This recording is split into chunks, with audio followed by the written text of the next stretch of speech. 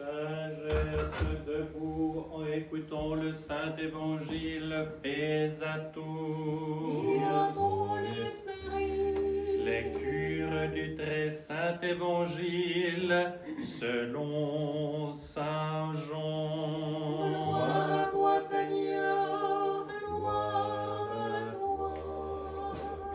Soyons attentifs. Le Seigneur dit, nul n'est monté au ciel hormis celui qui en est descendu, le Fils de l'homme qui est au ciel. Et comme Moïse éleva le serpent au désert, ainsi faut-il que soit élevé le Fils de l'homme, afin que tout homme qui croit en lui ne périsse, mais qu'il ait la vie éternelle. Dieu, en effet, a tant aimé le monde qu'il a donné son Fils unique, afin que tout homme qui croit en lui ne périsse pas, mais qu'il ait la vie éternelle.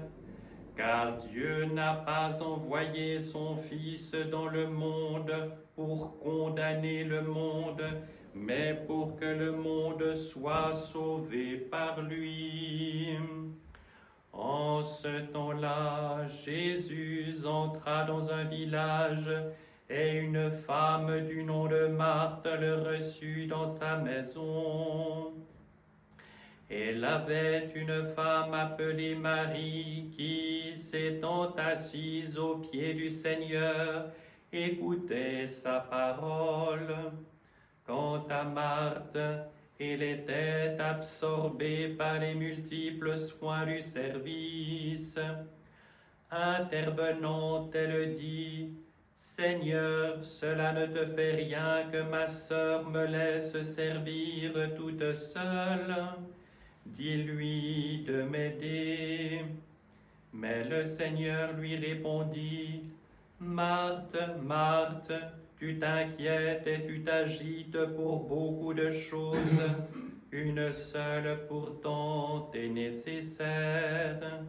C'est Marie qui a choisi la meilleure part, elle ne lui sera pas enlevée. » Or, comme il parlait ainsi, une femme éleva la voix du milieu de la foule et lui dit, « Heureuses les entrailles qui t'ont porté et les mamelles qui t'ont allaité. » Mais il répondit, « Heureux plutôt ceux qui écoutent la parole de Dieu et qui la gardent. » Gloire à toi, Seigneur, gloire à toi.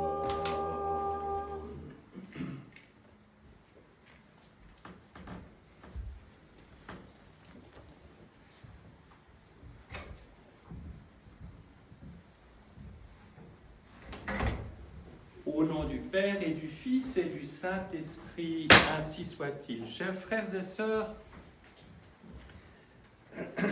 en ce dimanche, nous célébrons cette année la nativité de la Mère de Dieu, et c'est aussi le dimanche avant l'exaltation de la croix.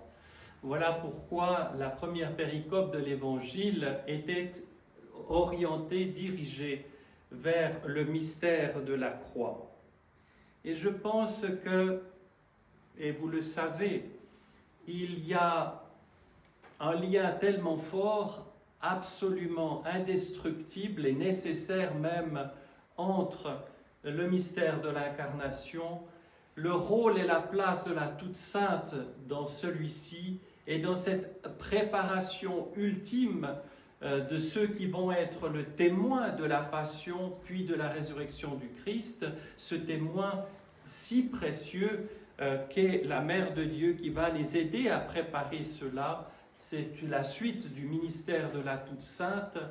Et puis, évidemment, il y a cette nouvelle mission donnée à la Toute Sainte après l'ascension et lors de sa dormition et jusqu'à maintenant et jusqu'à la consommation des siècles, celle d'être celle qui intercède pour nous tous.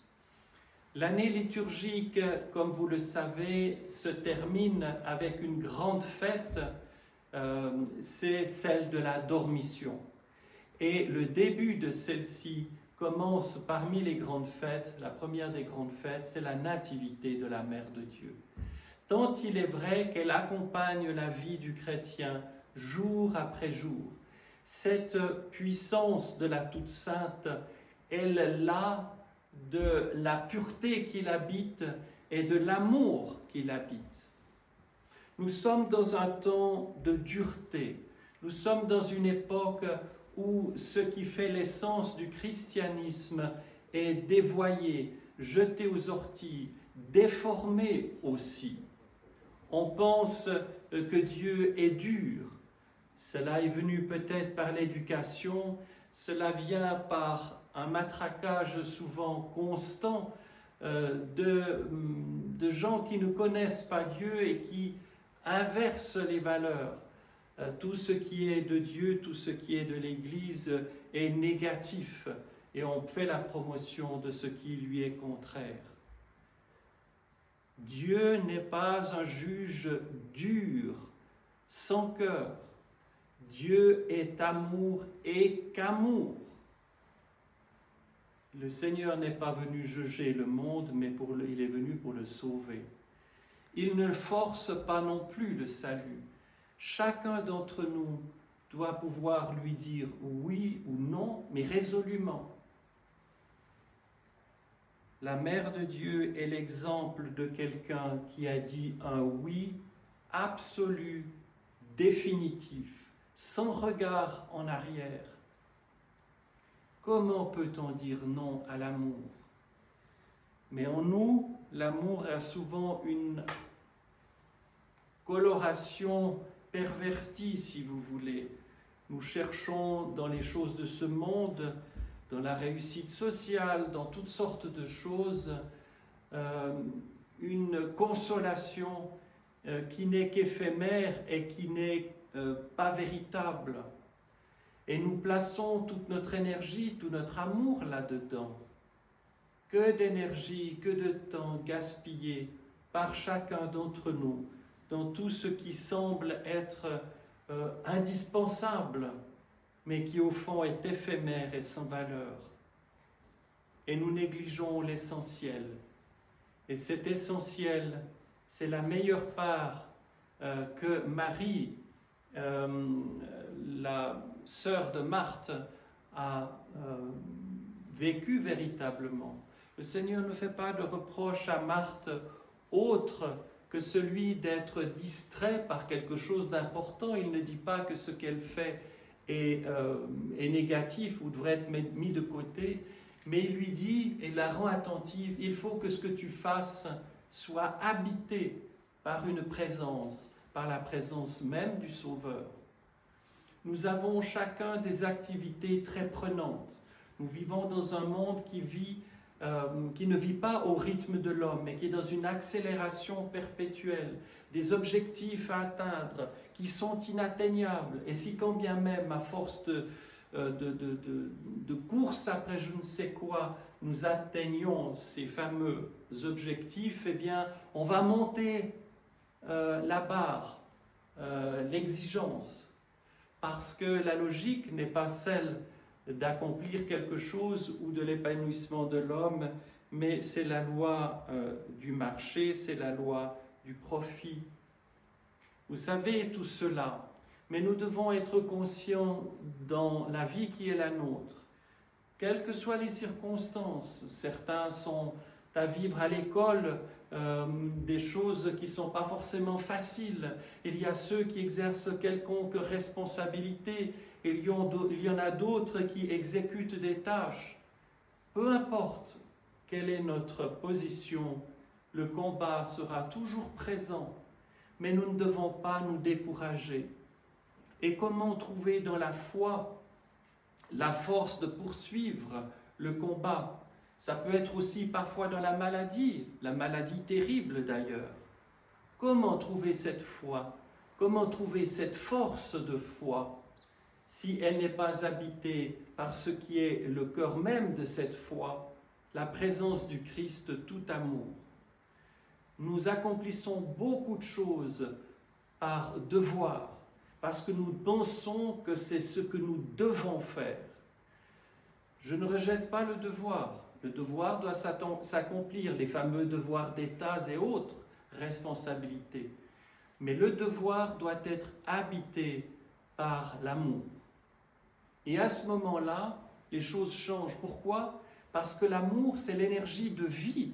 C'est ce qui féconde tout ce que nous faisons, qui féconde nos pensées, qui féconde nos paroles, qui féconde nos actes.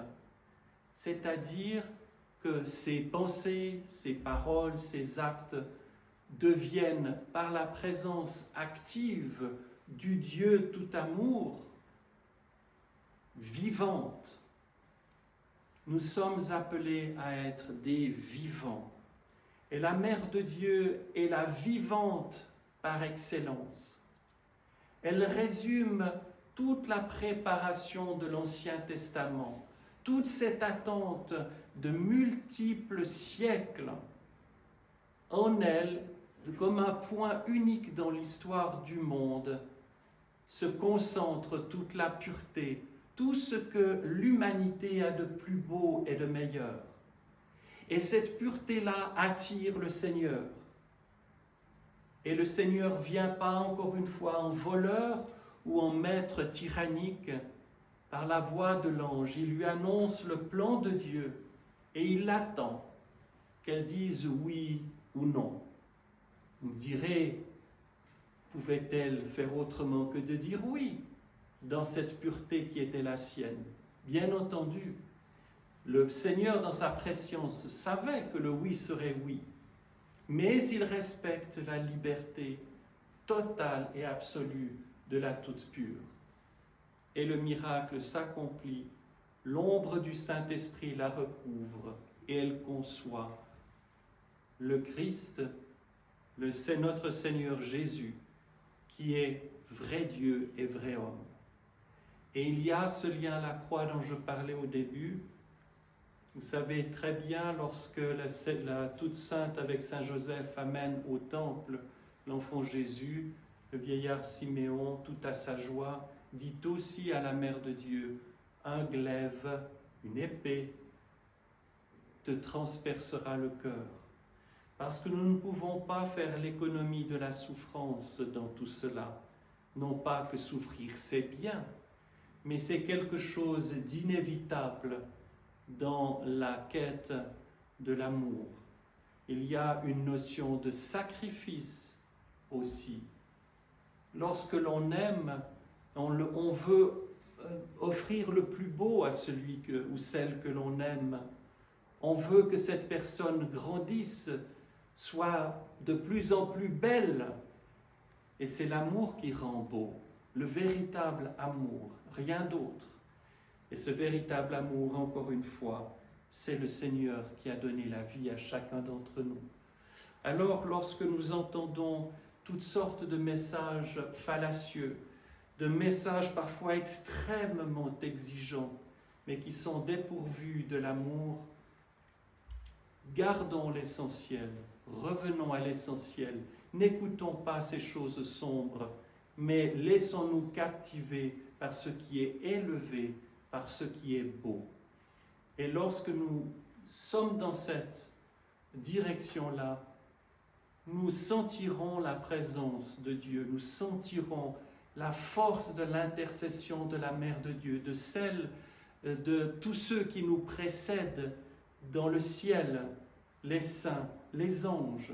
Ils deviendront nos familiers et à ce moment-là, soyons sûrs que nous, non seulement nous ne craindrons pas quoi qu'il arrive en ce monde, mais que nous pourrons nous réjouir de la rencontre avec l'être tant aimé qu'est le Christ au jour où il nous appellera. Au nom du Père et du Fils et du Saint-Esprit, ainsi soit-il.